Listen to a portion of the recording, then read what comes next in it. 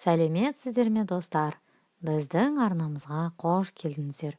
Бүгін адамның ең көп атқаратын мүшесінің бірі бауыр туралы айтатын боламыз. Видеоны соңына дейін қараңыз. Сіз естімеген ақпаратпен бөлісетін боламыз. Және де достар, біздің арнаға тіркеліп, лайк басуды ұмытпаңыз. Адамның бауыры өзін-өзі тазартатын жалғыз ағза. Ол 30-ға жуық биохимиялық функцияларды орындайды. Десе де адамның күшімен тазалауды қажет ететін кездер болады. Ол кезде емханаға немесе шипажайға баруға тура келеді. Оған уақыт тапшы болса, кейде қаржы мүмкіндік бермей жатады. Осындайда бірнеше маңызды ережелерді сақтай отырып, үйде бауырыңызға көмектесе аласыз. Бауыр неге шлаққа толады? Бауырдың ең қауіпті жауы алкогольді ішімдік. Оның құрамындағы этил спирті ақуыздардың синтезіне, көмірсулардың өзгеруіне және эндогендік компоненттердің жойылуына жауап беретін жасушаларын бұзады. Осыған байланысты бауырда созылмалы қабыну пайда болады. Кей жағдайда токсикалық улану және де дәрі-дәрмектердің әсерінен де бауыр ауырады. Дұрыс емес тамақтану да әсер етеді. Сіз шамадан артық тамақтансаңыз, майлы және тәтті тағамдарды жесеңіз, қарныңызды фастфудпен тойдырасыз. Онда бауырға салмақ түседі. Одан бөлек метаболикалық бұзылулар, семіздік және вирустық аурулар да бауырға зиян екенін ескеріңіз. Сонымен қоса отырықшы өмір салты да бауырдың жұмысын бұзатынына біле жүріңіз. Бауырдың шлаққа толғанын қалай білеміз?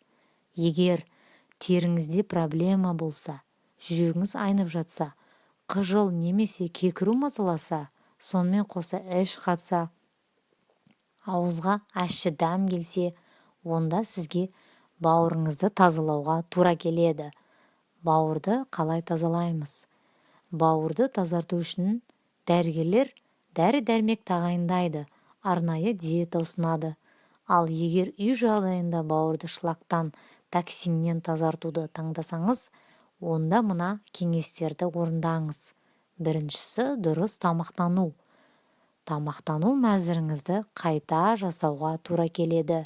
Себебі тізімдегі қуырылған, тұзды, ащы және ысталған тағамдарды, консервілерді, күшті ет сорпаларын сызып тастаңыз. Оның орнына көкөністермен, жемістермен, қышқыл сүт өнімдерімен байытыңыз. Бұл тағамдар өттің ағуын жақсартады. Бауырға пайдалы азықтар.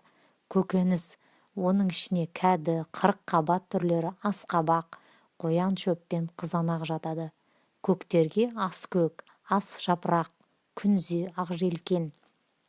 Сонымен қоса цитрусты жемістер, грейпфрут, апельсин, лимон, жеміс-жидектен алма, банан, құлпынай, інжір, өсімдік майынан күнбағыс, зығыр, зәйтүн және жүгері майларын пайдалансаңыз болады. Сүт өнімдерінен сыр, творог, йогурт, простокваша, қаймақ қолдануға болады. Көкөніс шырындарына сәбіз, қызылша және қияр бауырға өте пайдалы. Оларды араластыруға немесе бөлек ішуге де болады. 1-2 апта бойы күніне 2-3 рет жарты стақаннан ішсеңіз, бауырыңыз тазарады. Сонымен қоса су ішу. Бауырды тазарту үшін сұйықтықты жеткілікті мөлшерде ішу керек. Күніне кем дегенде 2 литр ауыз суды тұтыну ұсынылады. Дәстүрлі медицинадан көк шай мен шөп тұнбалары керемет көмектеседі. Шөптердің жинағына келетін болсақ, оларға жататындар шай-қурай, яғни зверобой, жалбыз, мята жапырағы, алатікен, расторопша жидегі, салаубас гүлі, яғни бессмертник, бөрік қарақат, барбарис тамыры, қайың жапырағы, шиповник. Аталған шөп тұнбалары өтті айдап бауырды тазалауға қабілетті болып табылады. Су емі, ванна мен саунада денеден токсиндерді кетіре алады. Шамадан тыс терлеу арқылы токсиндер жойылады және тесіктер жақсы тазаланады. Осылайша сіз иммундық жүйені нығайтасыз. Су ему қабылдаудан алдын жылы су немесе өт айдайтын тұнба ішіңіз. Сонда нәтижесі өзіңіз ойлағаннан да керемет болады. Келесі физикалық белсенділік, яғни отырықшы өмір салттың өттің тоғырауына себепші болады. Көп қозғалыс керек, сондықтан спортпен айналысу және дене шынықтырумен айналысу маңызды. Көбірек таза ауада серуендеңіз, билеңіз, жүріңіз, жүгіріңіз. Күнделікті режим мен тыңғылықты ұйқы бізге зиян келтіріп жатады. Сол үшін тамақтану және физикалық белсенділіктен басқа жақсы ұйқы да бауырдың саулығы үшін маңызды. Бір уақытта ұйықтауға тырысыңыз, 6 сағаттан артық ұйықтаңыз. Бауыр ұйқы кезінде белсенді жұмыс істейді, қандағы майларды кетіреді және улы заттарды шығарады. Ерекше белсенділік түнгі сағат 1-ден 3-ке дейін жүреді. Тазалау кезінде Е және С дәрумендерін, сондай-ақ антиоксиданттарды қабылдау ұсынылады. Қосымша заттардың дозасы мен қолдану ұзақтығын емдеуші дәрігер ғана тағайындау керек. Бауырдың тазартудың әдістерін қолданып көргеннен кейін, сіз өзіңізді жақсы сезінесіз және терідегі өзгерістерді байқайсыз. Кімге бауырды тазалауға болмайды? Холецистит, панкреатит және гепатит кезінде бауырды тазалауға тыйым салынады. Оған қоса жүкті және емізулі әйелдерге жасауға болмайды. Дәрігерлер бауырды үй жағдайында мына әдіспен емдеңіз. Сұлы бауырды емдейтін супер дәрі. Оған қоса тазалайды, жұмысын жеңілдетеді, қабынуды басады. Сұлы бауырға аса қажетті биологиялық құрамға өте бай. Нақтырақ айтқанда, глютамин, жасондық май, темір, эфир майы мен магний тапшылығын реттейді. Сұлыны біз ұсынған әдіспен дайындап ішсеңіз, бауырды да емдейді.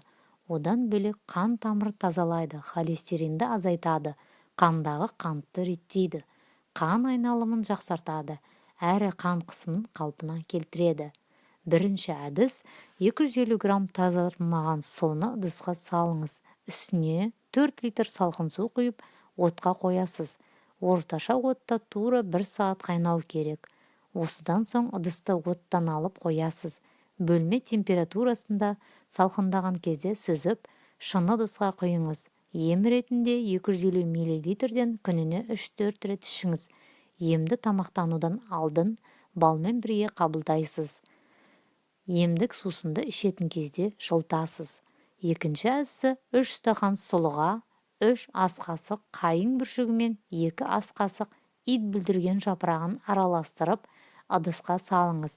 Оған 3 литр салқын су құйып, бетін жауып қоясыз. 24 сағаттан соң ыдысты отқа қойып, 15 минут қайнатасыз. Осы уақыттан соң қайнатпаға 2 ас қасық жүгері мен 3 ас қасық таран қосып, тағы да 15 минут қайнатасыз. Белгіленген уақыттан кейін ыдысты оттан алып, 45 минут тоңдырып қоясыз. Тұнба дайын болғанша ит мұрынды дайындап аламыз. Ол үшін 250 грамм ит мұрынды 1 стақан суға салып қайнатасыз. Дайын болған соң сүзіп алып шыны ыдысқа құйыңыз. Оның үстіне сұлы тұнбасын сүзіп құясыз. 2 түрлі шипалы сусынды жақсылап араластырып, 150 мл-ден ішесіз. Емді күніне 2-4 тамақтан алдын қабылдау керек. Емделу мерзімі 10 күн. Үшінші әдісі: ұйқыға жатар алдында 2 стақан сұлыға қайнаған су құйып, бетін жауып қоясыз. Таңертең сүзіп алып 150 мл-ден ішесіз. Емді күніне аш қаранға 2-4 рет қайталау керек. Емделу ұзақтығы 2 ай. Осы уақыттан өткен соң 2 апта үзіліс жасап, емді тағы да қайталаңыз. Өздеріңіз білетіндей, сұлы бауырдың жұмысына жеңілдетіп, улы заттардан тазалайтын қасиетке ие. Ем кезінде мейлінше диета ұстап, құрамы В, С, Е дәрумендеріне бай тағамды тұтыныңыз. Құрметті достар, видеоны достарыңызбен және жақындарыңызбен бөлісіп қойыңыздар. Ем болсын.